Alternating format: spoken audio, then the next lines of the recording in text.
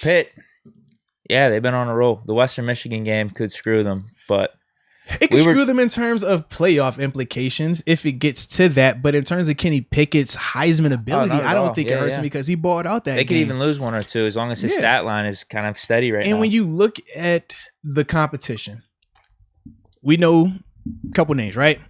Obviously, you got Bryce Young, Matt Carroll. Bryce Young, the quarterback at Alabama. Matt Carroll, the quarterback at Ole Miss. We know those two guys. They're, I want to say betting wise, they're the front runners. They are. Now, the thing that's interesting is this. Bryce, at first, I wasn't all the way sold on him. Now he's improving, but also he plays at Bama. That helps out a ton. Matt Carroll has been good as advertised. He's going to have the numbers, and I think that's not going to change. Now, for him, it's more, can he just stay healthy? Because I know he was dealing with a little bit of an injury situation going into this past week. But outside of that, it's not far-fetched to believe that a guy can win the Heisman without being in the college football playoff or without it's happened. Lamar Jackson did it. He's the most recent one. Johnny Manziel has done it as well. So it is very much still a possibility that Kenny Pickett could win the Heisman. Yeah, 9th in yards, 4th in touchdowns, 2nd in picks. He only has 1 interception, 3rd in QBR, 88.1. And then he got that big win against Clemson, which, 300 yards, 2 touchdowns. That's nothing to sneeze at. Clemson's still a pretty good defense. No, absolutely. Like, a big Clemson game. Limited offensively. And it's funny because, talking with another Heisman hopeful, right? DJ, he was supposed to be another guy, right? They benched that boy at one point. I said, They did. They brought him back. They did. But it's not all him either, though. We saw he had some drops, too. That's definitely been an issue. Oh, yeah. Yeah, the one could have been a touchdown. Bro, like what? Wide open. Yeah. Excuse me. So I know that's been going on with him. And then who was the other guy? I'm drawing a blank on him. He was another Heisman front runner. He's stinking it up, too, right now. You talking about down in Oklahoma? Rattler? Yeah. That's what No. Honestly, they're saying the backup has a chance if he keeps on doing this. Which I can't stand that. I understand. He missed 4 games. Yes.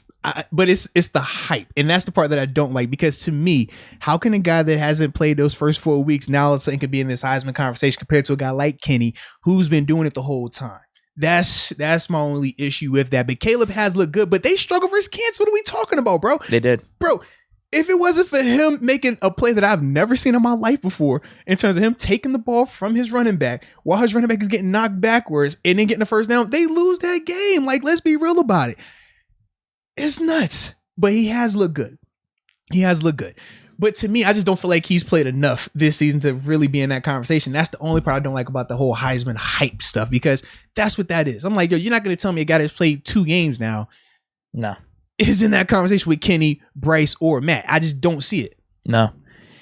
I mean, yeah, Kenny even blows out Matt in terms of the stats. Like, he has 15 touchdowns, 1 pick. He's got the rushing yards. Kenny's got some rushing yards, though, too. He's got like 3 rushing touchdowns. The only thing the reason why I slightly give Matt the nod is because SEC. That's it.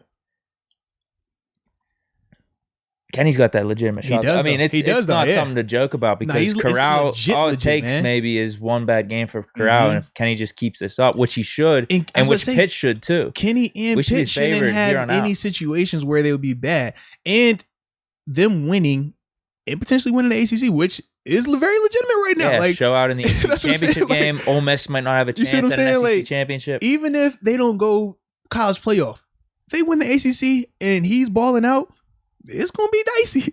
It's going to be dicey, because even with Bryce Young is playing well now, but he hasn't done that the whole season. He's got the Alabama hype train. That's the only part I'm concerned about with programs like Bama, with obviously Carroll at Ole Miss. They're going to have so much more hype surrounding them. How does that influence the voters? Because we know what the voters, I mean, you know who the voters are, even here in Pittsburgh. They could easily be influenced. That's the part where I'm a little concerned from that. Yeah, Bryce has been playing good. His stats are pretty comparable to Pickett's right now.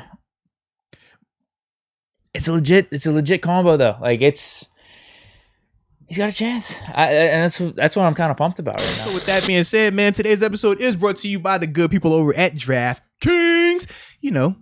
The leader in, sportsbook and stuff like that, because they are absolutely phenomenal, and they're safe, secure, and more importantly, Deke, they are reliable. Absolutely. And we know we got first time people out there, because this is my first time back, right? I was gone. This is my first time back. We all were first at one point in our life. But for those first time users out there, if you use the promo code MOATS, MOATS, you'll receive up to $1,000 in draft deposit bonus money, which is awesome because it's essentially free money, Deke. We always talk about big Deke investments and things like that. We always talk about, hey, man, I like these odds. I don't like those odds. Well, what if I tell you, Deke, hey, you going to put 500 in? You use the promo code MOATS? Well, I'm going to give you another free 500 to put in as well. That's the concept. It is that simple, ladies and gentlemen. It is that simple. So shout out to DraftKings. But we also know you got to be responsible, right? And that's why we got these disclaimers. But, I'm not a big reading guy. So I'm going to just post it up here and let y'all read it. But what they say in church is, if you know somebody that needs some help, you better call 1-800-GAMBLER. Wow, yeah. If you got a gambling problem, whoa, better call that number 1-800-GAMBLER. Yeah, yeah, yeah.